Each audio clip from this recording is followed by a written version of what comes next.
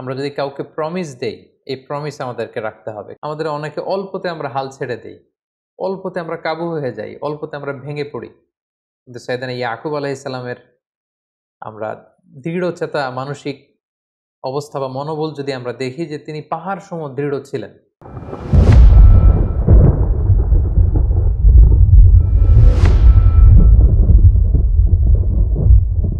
আসসালামু আলাইকুম ওয়া রাহমাতুল্লাহি ওয়া বারাকাতুহু। নাহমাদুহু ওয়া নুসাল্লি আলা রাসূলিহিল কারীম।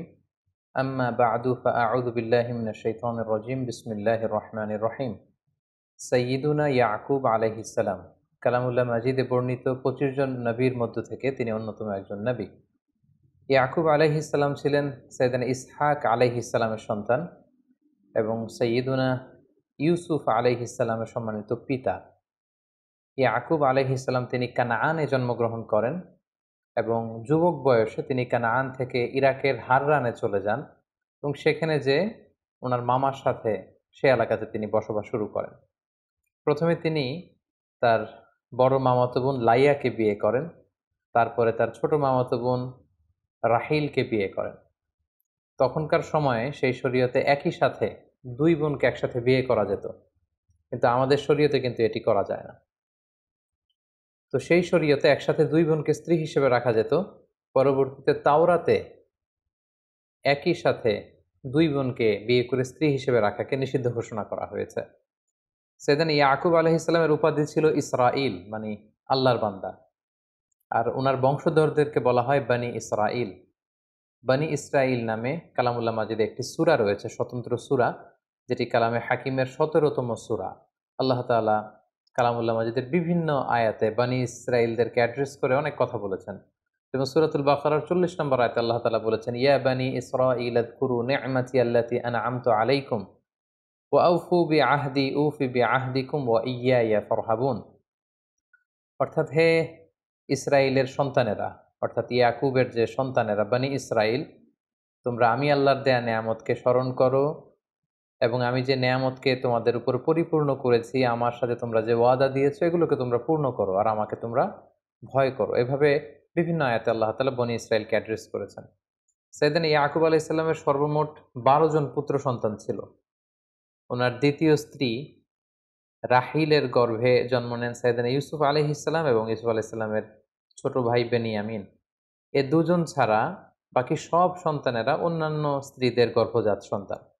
এবং এই ১২ জন সন্তান থেকেই কিন্তু মূলত বানি ইসরাইলের ১২টি যে উপশাখা বা ১২টি গোত্রের কথা আমরা শুনে থাকি, এগুলো বেসিক্যালি ইয়াকুব আলাইহিস সালামের ১২ সন্তানের মধ্য দিয়ে এই ১২টি উপশাখা তৈরি হয়েছে।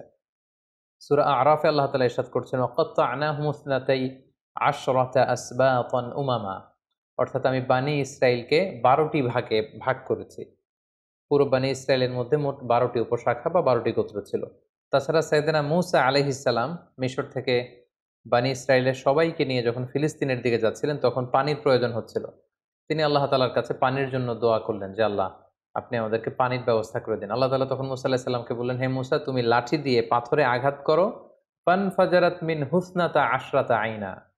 এবং লাঠির এক আঘাতে পাথরটি ভেঙে ১২টি টুকরা হলো, আর এই ১২টি টুকরা থেকে সেখান থেকে ১২টি ঝর্ণা প্রবাহিত হতে শুরু করলো।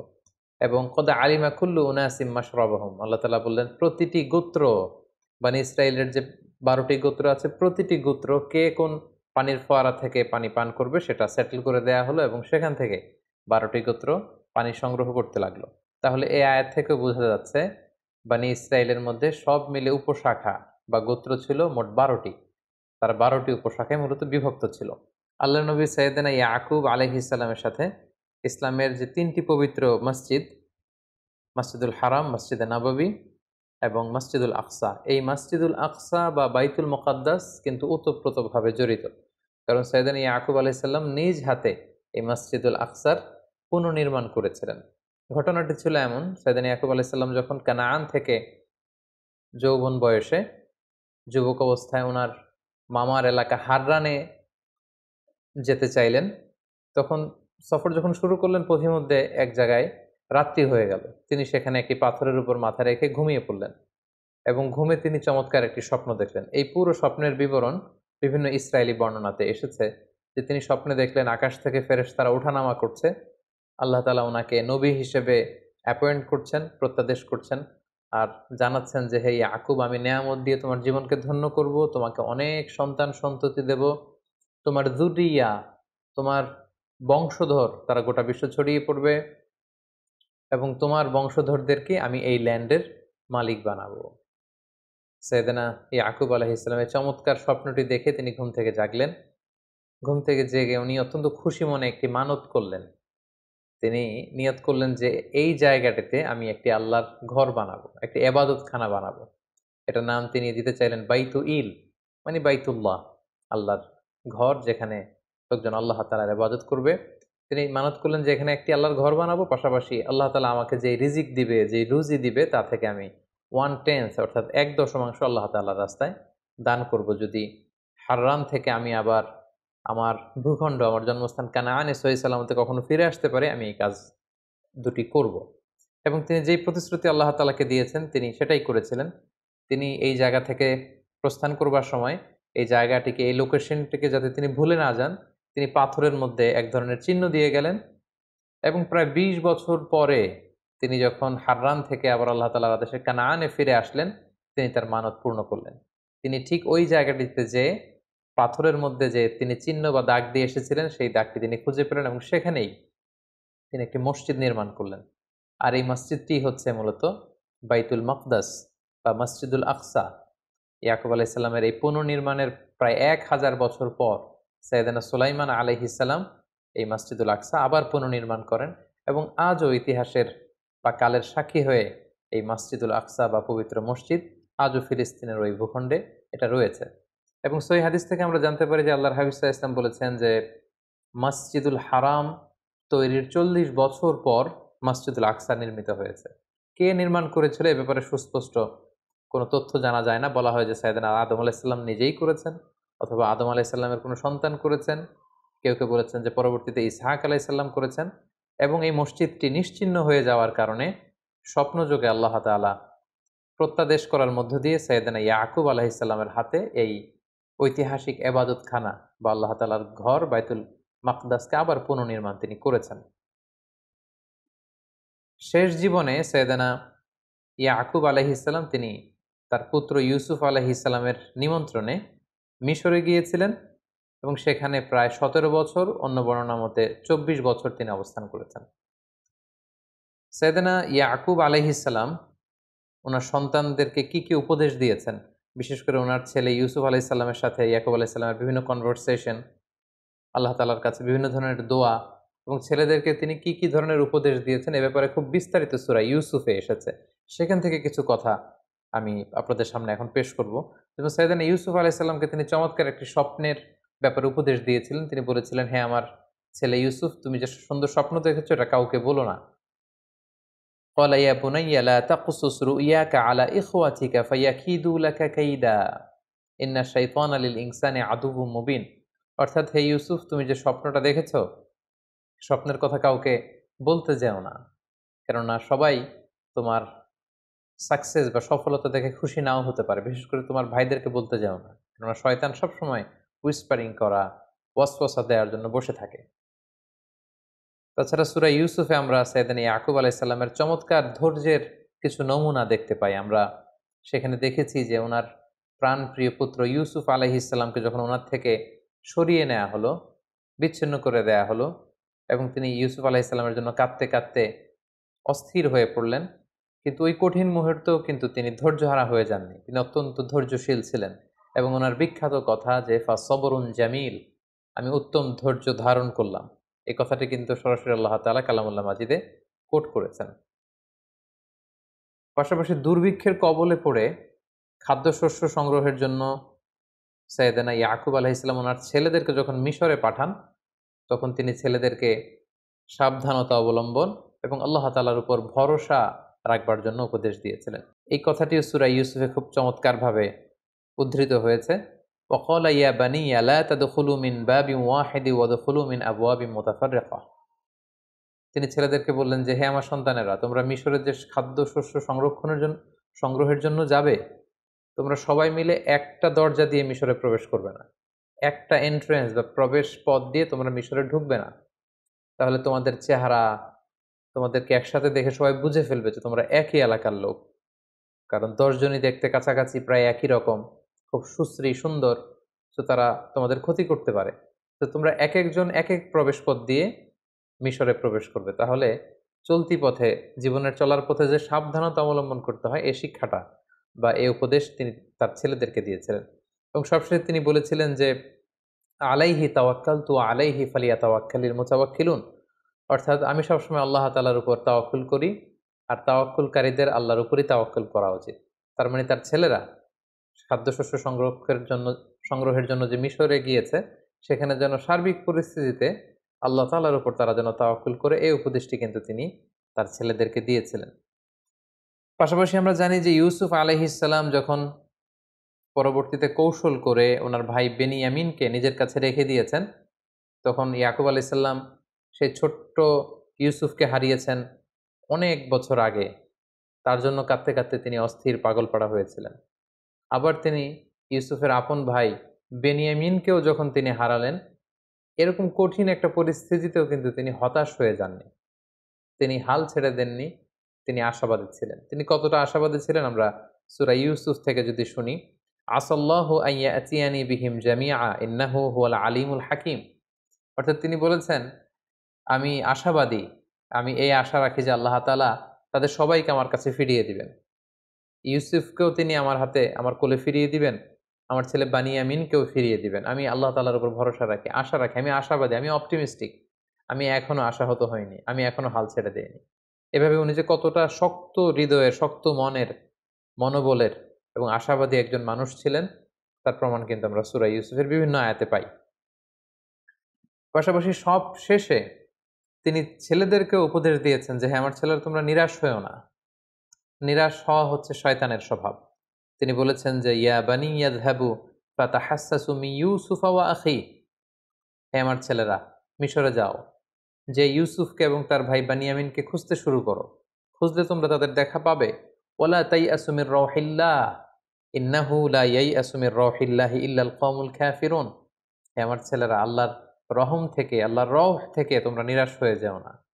কারণ আল্লাহ তাআলার রহম থেকে কাফির ছাড়া, অবিশ্বাসীরা ছাড়া কেউ নিরাশ হয় না। এভাবে তিনি নিজেও যেমনি আশাবাদী ছিলেন, ছেলেদেরকেও সবসময় আশাবাদী হতে উৎসাহিত করেছেন। এবং সবশেষে আমরা সূরা ইউসুফে দেখেছি যে ২ ছেলের বিরহে ইয়াকুব আলাইহিস সালাম কাঁদতে কাঁদতে শেষ বয়সে অন্ধ হয়ে গিয়েছিলেন। ওয়াবিয়াদ্দাত আইনা, দৃষ্টিশক্তি তিনি হারিয়েছেন। কিন্তু তারপরেও নিজের দুঃখের কথা মানুষদের তিনি বলে বেড়াতেন না। তিনি নিজের দুঃখের কথা, মনের কথা, কষ্টের কথা সবসময় আল্লাহ তাআলার কাছে শেয়ার করতেন। এবং তিনি বলতেন যে, ইন্নামা আশকু বাসি ওয়া হুজনি ইলাল্লাহ। আমি আমার দুঃখ, যন্ত্রণা, যাতনা সবকিছু আল্লাহ তাআলার সাথে শেয়ার করি। অবশেষে সাইয়েদানা ইয়াকুব আলাইহিস সালামের জীবনে এই দীর্ঘ পরীক্ষা শেষে আল্লাহ তাআলা ইউসুফ আলাইহিস সালামকে সাইয়েদানা ইয়াকুব আলাইহিস সালামের কোলে তিনি পাঠিয়ে দেন। এবং বাবা এবং ছেলের মিলিত হবার সে দৃশ্য যে কত সুন্দর ছিল, তারা কিভাবে যে একে অপরের সাথে মিলিত হয়েছেন, এই কথাগুলো কালামুল্লাহ মাজিদের সূরা ইউসুফে খুব চমৎকারভাবে স্থান পেয়েছে। এবং সপরিবারে সাইয়েদানা ইউসুফ আলাইহিস সালাম, ইয়াকুব আলাইহিস সালাম এবং ওনার বংশের সবাইকে তিনি ইজিপ্টে ইনভাইট করেছেন। এবং পুরো ফ্যামিলি একসাথে তারা ইজিপ্টে ওনাদের happy reunion of the family, পুরো ফ্যামিলি মেম্বার্স তারা সবাই একে অপরের সাথে মিলিত হয়েছেন। এবং খুব চমৎকার একটি এন্ডিংয়ের মধ্য দিয়ে সূরা ইউসুফে সাইয়েদানা ইয়াকুব আলাইহিস সালামের জীবনের শেষ দিকে কি কি ঘটেছিল এই ব্যাপারটিও চমৎকারভাবে উল্লেখিত হয়েছে। সম্মানিত সুধী, সাইয়েদানা ইয়াকুব আলাইহিস সালাম সবসময় তাওহীদের দাওয়াত দিয়েছেন। কানাআনে বিস্তৃত কানাআন অঞ্চলে তিনি তাওহীদের দাওয়াত দিয়েছেন। ছেলে মেয়েদের সবাইকে, যেহেতু উনি হচ্ছেন ইসরাঈল, উনার উপাধি ইসরাঈল, আর উনার বংশধরদের নাম হচ্ছে বানি ইসরাঈল। এবং আমরা জেনেছি ইতিমধ্যে যে উনার ১২ জন সন্তান ছিল, তাদের অনেক সন্তান, সন্ততি, নাতি, নাতনি, বিশাল একটি গোষ্ঠীর তিনি জনক ছিলেন। ফলে তাদের সবাইকে তিনি তাওহীদের, রিসালাতের এবং আখিরাতের দাওয়াত দিয়েছেন। তাওহীদের শিক্ষা, রিসালাতের শিক্ষা, আখিরাতের শিক্ষা কিন্তু ছেলেমেয়ে এবং পুরো বংশধরদের সবার মাঝে তিনি রোপণ করে দেওয়ার চেষ্টা করেছেন। এবং সেদিন ইয়াকুব আলাইহিস সালাম ইন্তেকালের আগে তার ১২ ছেলেকে এবং পুরো বংশধরদের সবাইকে একসাথে বসিয়ে তিনি কমিটমেন্ট নিয়েছেন, প্রমিস করিয়েছেন যে তোমরা বলো আমার ইন্তেকালের পরে তোমরা কার ইবাদত করবে।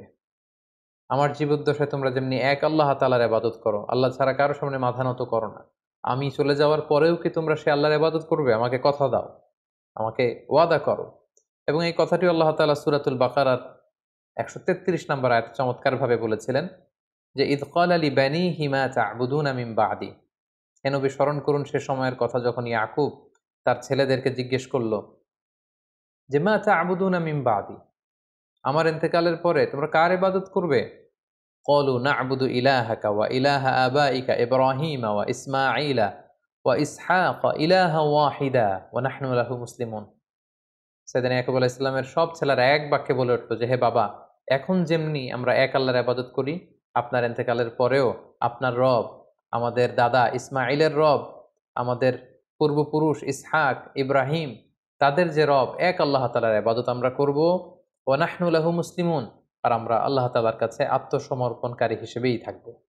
বিভিন্ন ঐতিহাসিকগণ উল্লেখ করেছেন, ইউসুফ আলাইহিস সালামের আমন্ত্রণে সাইয়েদনা ইয়াকুব আলাইহিস সালাম যখন কানান থেকে মিশরে যান, তখন ওনার বয়স ছিল ১৩০ বছর। মিশরে যেয়ে তিনি আরও অবস্থান করেন ১৭ বছর। মোট ১৪৭ বছর আল্লাহর পয়গম্বর সাইয়েদনা ইয়াকুব আলাইহিস সালাম হায়াত পেয়েছেন এবং ১৪৭ বছর বয়সে তিনি ইন্তেকাল করেছেন। পরবর্তীতে সাইয়েদনা ইয়াকুব আলাইহিস সালামকে কানাআনে অর্থাৎ ফিলিস্তিনে কবর দেয়া হয়, যেখানে ওনার পিতা ইসহাক আলাইহিস সালামের কবর রয়েছে এবং ওনার দাদা সাইয়েদনা ইব্রাহিম আলাইহিস সালামের কবর রয়েছে, যেটিকে বর্তমানে খালিল সিটি বলা হচ্ছে ফিলিস্তিনের হেব্রনে। ঠিক সেখানে সাইয়েদনা ইসহাক আলাইহিস সালাম এবং আল্লাহর খালিল ইব্রাহিম আলাইহিস সালামের পাশে শুয়ে আছেন সাইয়েদনা ইয়াকুব আলাইহিস সালাম। সম্মানিত সুধী, এ পর্যায়ে আমরা সাইয়েদনা ইয়াকুব আলাইহিস সালামের জীবনী থেকে কি শিখলাম, এরকম কিছু লাইফ লেসন যেগুলো আমাদের সারা জীবন কাজে লাগতে পারে, এরকম কয়েকটি লাইফ লেসন শেয়ার করব। প্রথম যে ব্যাপারটি আমরা শিখতে পেরেছি সেটা হচ্ছে, আমরা যদি কাউকে প্রমিস দেই, এই প্রমিস আমাদেরকে রাখতে হবে, কারণ বিশ্বাসীরা হচ্ছে প্রমিস অ্যাটেন্টিভ। আমরা যদি সাইয়েদনা ইয়াকুব আলাইহিস সালামের জীবনের দিকে খেয়াল করি, তাহলে দেখব যে কানান থেকে হারানে যাওয়ার সময় তিনি সুন্দর একটা স্বপ্ন দেখেছিলেন রাতে, এবং ঘুম থেকে জেগে তিনি আল্লাহকে প্রমিস করেছেন যে, আল্লাহ, আমি যদি আবার কানানে ফিরতে পারি, এই লোকেশনে আমি একটি মসজিদ বানাবো এবং আমার যে রুজি উপার্জন রিজিক তুমি দিয়েছ, তা থেকে ১/১০ আল্লাহর রাস্তায়, তোমার রাস্তায় আমি দান করব। এবং সেটাকে কিন্তু তিনি পূর্ণ করেছেন। ২০ বছর পরে আবার হাররান থেকে তিনি যখন কানানে ফিরে এসেছেন, তিনি নিজ হাতে ঠিক ওই জায়গাটাতে যেখানে তিনি পাথর দিয়ে চিহ্ন এঁকে দিয়েছিলেন, ওই জায়গায় একটি মসজিদ তিনি নির্মাণ করে তিনি তার কথা রেখেছেন এবং আজীবন তিনি তার উপার্জিত সম্পদের মধ্যে থেকে ১/১০ আল্লাহ তাআলার রাস্তায় দান করেছেন। তাহলে আমরা বুঝলাম যে মানত যদি আমরা করি, এটাকে পূর্ণ করতে হয়। আমরা যদি কাউকে প্রমিস দেই, আমরা যদি কথা দেই, আমরা যেন আমাদের কথা রাখি, এবং এটাই নবীদের শিক্ষা। দ্বিতীয় যে ব্যাপারটি আমরা শিখি সেটা হচ্ছে, সাইয়েদনা ইয়াকুব আলাইহিস সালাম ছিলেন এ রোল মডেল অফ ফাদার। একজন আদর্শ পিতার কিরকম বৈশিষ্ট্য থাকতে পারে সেটা আমরা দেখেছি সূরা ইউসুফে, যে ওনার একটা ভিন্ন ধরনের প্যারেন্টিং স্টাইল ছিল। আমরা সূরা ইউসুফের বিভিন্ন জায়গায় দেখেছি যে তিনি ইয়াকুব আলাইহিস সালাম ওনার সন্তানদেরকে বিভিন্ন সময়ে যাকে যখন যে ধরনের উপদেশ দেয়া দরকার, ঠিক সে ধরনের উপদেশ কিন্তু তিনি দিতেন। তিনি ইউসুফ আলাইহিস সালামকে এক ধরনের উপদেশ দিয়েছেন, বানিয়ামিনকে তার মতো করে উপদেশ দিতেন, এবং অন্যান্য বাকি ১০ জন ছেলেকেও নানা সময় নানা ধরনের উপদেশ দিতেন, যেটাকে বলা হয় আত-তারবিয়া আল ইসলামিয়া। সন্তানদেরকে ইসলামী তারবিয়াত, ইসলামী আখলাকের মধ্য দিয়ে বেড়ে ওঠানোর জন্য, তাদেরকে গঠন করবার জন্য বাবার পক্ষ থেকে এই ধরনের প্যারেন্টিং, গুড প্যারেন্টিং, যেখানে ইসলামী তারবিয়া থাকবে, ইসলামী টিচিং থাকবে, ইসলামিক লেসন থাকবে এবং ইসলামিক পার্সপেক্টিভ থেকে বিভিন্ন ধরনের উপদেশ থাকবে, সেটি কিন্তু আমরা সাইয়েদনা ইয়াকুব আলাইহিস সালামের জীবনী থেকে দেখতে পাই। ৩ নাম্বার যে শিক্ষাটি আমরা পাই সেটা হচ্ছে আনশেকেবল ট্রাস্ট অন আল্লাহ। আল্লাহ তাআলার উপর ওনার দৃঢ় বিশ্বাস সবসময় ছিল। তিনি যত বিপদেই পড়েন না কেন, যতই তিনি চিন্তিত বা বিচলিত হন না কেন, সবসময় তিনি আল্লাহ তাআলার উপর ট্রাস্ট রেখেছেন। তিনি বলতেন যে, ইন্নামা আশকু বাসি ওয়া হুজনি ইলাল্লাহ, আমি আমার দুঃখ, কষ্ট, যন্ত্রণা আমি আল্লাহ তাআলার সাথে শেয়ার করি। সম্মানিত সুধী, আমরা জানি যে আমাদের জীবনে অনেক আপস অ্যান্ড ডাউনস থাকে, জীবনের ওঠানামা এটা থাকবেই, দুঃখ কষ্ট। ইন্নামা আল উসরি ইউসরা, কষ্টের সাথে স্বস্তি থাকে, স্বস্তির সাথে কষ্ট থাকে, এই দুঃখ কষ্ট এটা থাকবেই। কিন্তু আমাদের জীবনে দেখা যায় যে আমাদের জীবনে কোনো কষ্ট বা দুঃখের সম্মুখীন আমরা হলেই, কোনো সমস্যা হলেই সর্বপ্রথম আমরা সেটা ফেসবুকে শেয়ার করে দিই। সর্বপ্রথম সেটা আমার বন্ধুর সাথে আমি শেয়ার করি, অন্যান্যদের সাথে শেয়ার করি। নবীদের অভ্যেস ছিল, ওনাদের জীবনে কোনো কষ্ট দুঃখ আসলে সর্বপ্রথম ওনারা আল্লাহ তাআলার সাথে শেয়ার করতেন। কারণ তিনিই পারেন আপনাকে বিপদ থেকে উদ্ধার করতে। আল্লাহ তাআলাই পারেন আপনাকে এই মুসিবত থেকে রেহাই দিতে। তাই সাইয়েদনা ইয়াকুব আলাইহিস সালামের জীবনী থেকে আমরা শিখতে পারি যে আমরা আমাদের সমস্যা জীবনে যখন আসবে, যখন ফেস করব, কখন কখনো যদি বিপদে আমরা পড়ি, সর্বপ্রথম বন্ধুর সাথে শেয়ার করার আগে, ফেসবুকে শেয়ার দেওয়ার আগে আমরা সর্বপ্রথম আল্লাহ তাআলার সাথে শেয়ার করব। ৪ নাম্বার যে শিক্ষাটি আমরা সাইয়েদনা ইয়াকুব আলাইহিস সালামের জীবনী থেকে পাই সেটা হচ্ছে ধৈর্য ধারণ করা, patience. A true Muslim always remain patient. আমরা জানি একজন প্রকৃত বিশ্বাসী সবসময় ধৈর্যশীল হয় এবং আল্লাহ তাআলা বলেছেন যে ওয়াবাশশিরিস সাবিরিন, হে নবী আপনি বিশ্বাসীদেরকে, যারা ধৈর্যশীল এরকম বিশ্বাসীদেরকে আপনি সুসংবাদ দান করুন। সাইয়েদনা ইয়াকুব আলাইহিস সালামের জীবনের প্রতিটি পর্যায়ে তিনি ধৈর্যশীল ছিলেন। প্রথমে সাইয়েদনা ইউসুফ আলাইহিস সালামকে হারালেন। তিনি প্যানিক না হয়ে তিনি বললেন ফাসবরুন জামিল, আমি ধৈর্য ধারণ করলাম। বানিয়ামিনকে যখন হারালেন তখনও ধৈর্য ধারণ করে বললেন যে আল্লাহ তাআলা সবাইকে ফিরিয়ে নিয়ে আসবে। তাই ধৈর্য ধারণ করা, এই গুণটি যেন আমরা আমাদের জীবনে আত্মস্থ করতে পারি। ৫ নম্বরে যে শিক্ষাটি আমরা পাই সেটা হচ্ছে আশাবাদী হওয়া বা অপটিমিস্টিক হওয়া। আমাদের অনেকে অল্পতে আমরা হাল ছেড়ে দেই, অল্পতে আমরা কাবু হয়ে যাই, অল্পতে আমরা ভেঙে পড়ি। কিন্তু সাইয়েদনা ইয়াকুব আলাইহিস সালামের আমরা দৃঢ়চেতা মানসিক অবস্থা বা মনোবল যদি আমরা দেখি যে তিনি পাহাড় সম দৃঢ় ছিলেন। যত বিপদই আসুক না কেন তিনি কিন্তু হাল ছেড়ে দেননি। তিনি আশাবাদী ছিলেন। বারবার ছেলেদেরকে বলেছেন, যাও তোমার ভাইদেরকে খোঁজো, বেনিয়ামিনকে পাবে, ইউসুফকে পাবে। লা তাইয়াসু মির রাহিল্লাহ, আল্লাহর রহম থেকে নিরাশ হয়ো না। বিশ্বাসীরা কখনো নিরাশ হয় না, বিশ্বাসীরা সবসময় আশাবাদী হয়। পাশাপাশি তিনি বলেছেন আসাল্লাহু আইয়াতিয়ানি বিহিম জামিআন। তিনি বলেন যে তোমরা আশা ছেড়ে দিতে পারো কিন্তু আমি ইয়াকুব আশাবাদী। আল্লাহ তাআলা নিশ্চয়ই আমার সন্তান ইউসুফকে এবং বেনিয়ামিনকে আমার কাছে তিনি আবার আমার কোলে তিনি ফিরিয়ে দেবেন। এভাবে তিনি সবসময় অপটিমিস্টিক এবং আশাবাদী একজন মানুষ ছিলেন। সবশেষে যে শিক্ষাটি আমরা সাইয়েদনা ইয়াকুব আলাইহিস সালামের জীবনী থেকে পাই সেটা হচ্ছে আল্লাহ তাআলার উপর তাওয়াক্কুল করা। যে কোনো পরিস্থিতিতে বিপদে আপদে তাওয়াক্কুল করা। আমরা জানি যে তাওয়াক্কুল মানে হচ্ছে সাধ্যের সবটুকু দিয়ে চেষ্টা করা, কোনো কাজ হাসিলের জন্য পরিকল্পনা করা এবং এই পরিকল্পনা অনুযায়ী প্রাণান্তকর চেষ্টা প্রচেষ্টা চালিয়ে যাওয়া এবং কাজ শেষে কর্মফলাফলের জন্য আল্লাহ তাআলার উপর নির্ভর করা। আমরা কিন্তু এটার বাস্তব নমুনা সাইয়েদনা ইয়াকুব আলাইহিস সালামের জীবনে দেখেছি যে উনি চেষ্টা করেছেন, প্ল্যান করেছেন, ছেলেদেরকে পাঠিয়েছেন, বারবার তিনি তদারকি করেছেন এবং ছেলেদেরকে পাঠানোর সময় সবশেষে তিনি আল্লাহ তাআলার উপর ভরসা রেখেছেন এবং তিনি বলেছেন আলাইহি তাওয়াক্কালতু ওয়া আলাইহি ফালিয়াতাওয়াক্কালিল মুতাওয়াক্কিলুন। আমি আল্লাহ তাআলার উপর তাওয়াক্কুল করি, ভরসা করি এবং ভরসাকারীদের কেবলমাত্র শুধুমাত্র একমাত্র আল্লাহ তাআলার উপরই ভরসা করা উচিত। তাই আমরা যেন আমাদের জীবনের প্রতিটি কাজে দুনিয়ার কোনো কিছুর উপর ভরসা না রেখে একমাত্র শুধুমাত্র কেবলমাত্র আল্লাহ তাআলার উপর ভরসা রাখতে পারি। আল্লাহ তাআলা আমাদের সবাইকে কথাগুলো বোঝার এবং নবীদের দেখানো এই পথে এবং মতে আমাদের জীবন পরিচালিত করার তৌফিক দান করুক। হাযা মা ইনদি ওয়াল ইলমু ইনদাল্লাহ আলাইহি তাওয়াক্কালতু ওয়া ইলাইহি উনীব। ওয়াসসালামু আলাইকুম ওয়া রাহমাতুল্লাহি ওয়া বারাকাতুহু।